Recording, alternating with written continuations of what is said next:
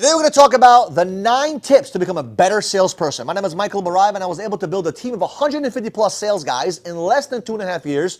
We did that with zero money invested, and now we have a solar company that's growing like crazy from coast to coast, like butter on toast. When it comes to becoming a better salesperson, I mean, to be honest with you, I have played the sales game since I came out of my mom's womb. But when I really started to invest myself into becoming a real salesperson, I wish I knew some of these things early on in my career because it would have helped me tremendously. And if you're good in sales, you still want to watch this video because there's some tips I promise you that you probably never even thought of, okay? So, number 1 tip, study human beings. You want to be a better salesperson, you got to study human beings. You got to understand why people do what they do. Understand the psychology of how people make decisions. Understand why people make certain decisions when you're like sitting there thinking about like, why aren't they making the decision as well? You have to understand human beings. The more you can understand humans and their behavior and their psychology and their reasoning behind why they do what they do, it'll be much easier for you to become a salesperson. Number 2, learn to have people sell themselves. You see, I don't want to sell somebody. I don't want to convince somebody. I don't even want to persuade them, to be honest with you. I want to help them close themselves. That's called the art of inception. And if you can learn how to have other people believe in certain thought process, believe in certain values, or believe in certain ideas or concepts, with you being there to help them and nudge them and to kind of make that little push for them to make that decision, that is a true form of becoming a master salesperson. See, a master salesperson doesn't have the compliment from the sales guy or from the customer saying, you're an amazing sales guy. If anyone has ever told you you're an amazing salesperson or you're an awesome salesperson, you failed. By the way, I used to get that a lot in the beginning. I don't get that anymore because I'm not a salesperson anymore. I'm not a sales guy. The best salespeople are not salespeople, right?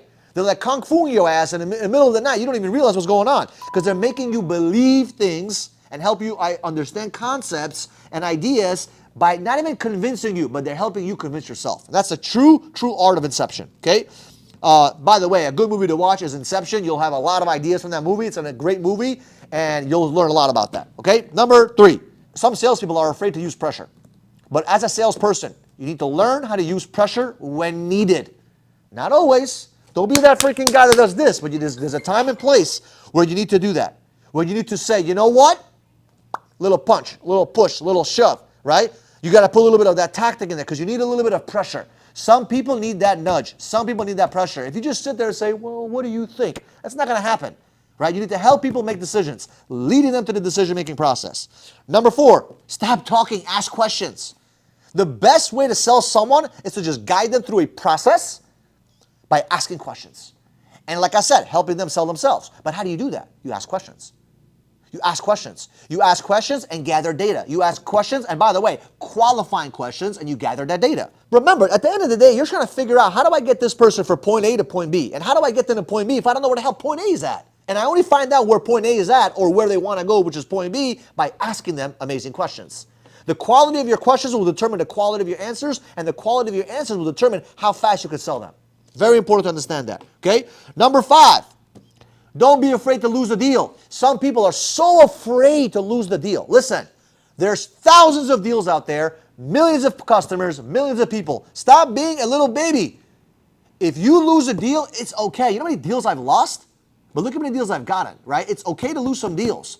There's multiple deals out there. There's a lot of customers out there. Don't be afraid to make a mistake and just go with the flow. Figure it out. Make some adjustments. Make some errors. Make some mistakes. Trial, fail, adjust. Whatever needs to get done. Try, fail, adjust. Fix it. Whatever needs to get done. But do not be afraid to lose a deal. There's never a way for you to lose a deal because of one little thing. There's multiple facets that happen that kicks the customer in the face. Say, you know what? I don't want to do this anymore. It's never one thing. Right? It's never one thing. It's a bunch of things that happen. Right? Because if it's one thing, you can eliminate that. Oh, I don't want to do this. I'm tired. Okay, Mr. Customer. I agree with you. Right? Which leads me to the next thing.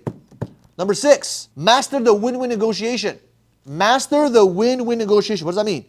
Win-win, not win-lose. Don't be a salesperson that sells someone because you want to get a commission. Don't have commission breath. Sell someone because it adds value to them and it adds value to you. It's got to be a win-win. If it's only a win for you and a lose for them, that's not sales. That's manipulation. Right? You want to have a win-win situation, so you got to learn how to negotiate properly and figure out, okay, what do they want? Let me first figure out what they want. If I get them what they want, by default, I get what I want. Win-win. Cha-ching. Right? It's very important. Next, number 7, understand what objections are. Truly understand objections. What is an objection? Is it a complaint? Is it real? What kind of objection? Where does it come from? In the beginning of the conversations or in the later part of the conversations? Is it a real one? Is it a fake one? How do I handle it? What part? Is it a money objection? Is it a stall objection? Is it a time objection? Is it a spout? What kind of objection is it? Is it an unknown objection? Is it a hidden objection, right? Is it a verbal objection, non-verbal objection? You need to understand that. You need to master objections like the back of your hand. Because if you understand objections, I promise you, you'll get a lot of sales. Because most people suffer with sales because they do not understand what objections truly are. So go study objections, in my opinion. Number 8, this is going to smack some of you guys. Some of you guys are using a pitch. Some of you guys have a pitch, but you haven't mastered the pitch. And what I need you to do is to master the pitch. Get the pitch out of the way because the pitch is stopping you from making money. Michael, what do you mean I need a pitch? Yes, I know you need a pitch. You need to master it. Make the pitch so automatic that you don't think about the pitch. So you can think about what? You can think about the customer. See, the value kicks in not when you're spitting the pitch. It's when you're listening to the customer and figuring out their situation. So why are you so focused on the pitch and the mechanics of what you need to say? Because you haven't mastered the pitch. Master the pitch and forget the pitch. Get rid of the pitch. The second the pitch is out of the way, now you can focus on the customer and really focus on helping them and getting them to the promised land. Okay? Number 9. Last tip for those of you that are amazing. You're so good. You're a great sales guy. Don't let good stop you from being great. Because some of you good sales guys, you know what you guys do? You stop working like you did when you first started.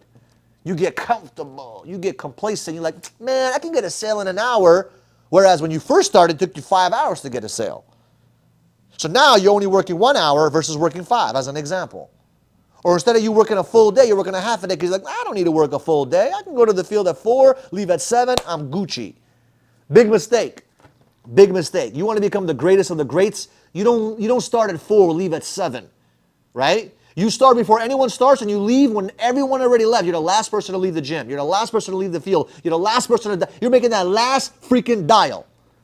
You're dialing to the point where your freaking hands are broken because you understand that becoming great is not going to start by being just good and average.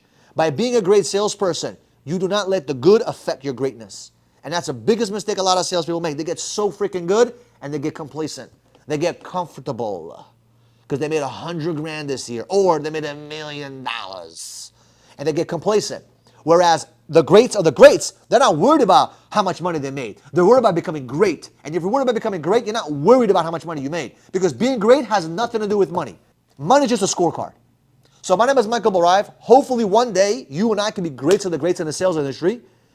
And if you love this kind of content, do me a solid. Share this with a friend. Subscribe to our channel because we appreciate you guys. We're trying to get the 100,000 plus subscribers. And we'll see you guys in the next video.